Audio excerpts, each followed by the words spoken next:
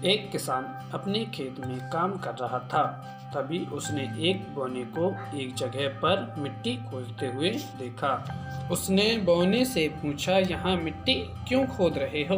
बौना बहुत ही चालाक था। उसने वहाँ एक घड़े में कुछ पत्थर भरकर दबा दिए थे। सबसे ऊपर उसने सोने का एक सिक्का रख दिया था। यह सोने का सिक्का उसने किसान को दिखाया और बोला, यहाँ खजाना दबा हुआ है। ये देखो, अभी अभी मुझे सोने का ये सिक्का मिला है।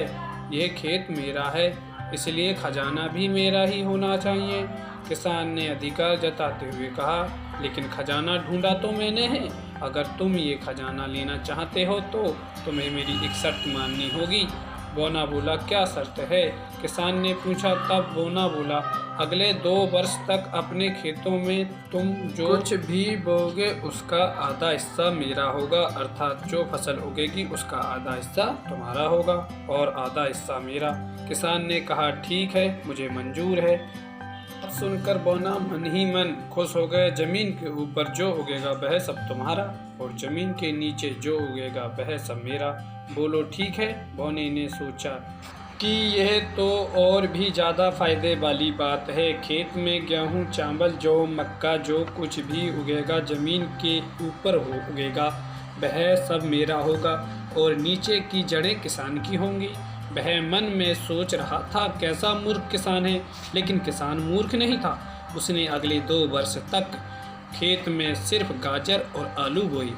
बेचारे बौने को 2 वर्ष तक केवल जमीन के ऊपर के पत्ते ही मिले, क्योंकि गाजर और आलू सब जमीन के नीचे ही उगते हैं और जमीन के नीचे का हिस्सा तो किसान का न था। केवल 2 वर्ष बाद खजाने को निकालने का समय आया। बौने ने सोचा कि जब किसान को खजाने को जगह पत्थर वाला घड़ा मिलेगा तो उसे अपनी किए की सजा मिल जाएगी। लेकिन भगवान भी बुद्धिमान व्यक्ति का साथ देता है। जब वह जगह खोदी गई तो वहाँ 2 घड़े मिले ही। एक तो वही जो बौने ने दबाया था, पत्थरों से भरा हुआ, और दूसरा सचमुच सोने के सिक्कों से भरा हुआ था। इस तरह किसान को धन मिल गया और धन्य भी, और ये सब हुआ उसकी समझदारी की वजह से। हेलो दोस्तों, हमारे चैनल को सब्सक्राइब करें और लाइक करें और ज़्यादा से ज़्यादा शेयर करें।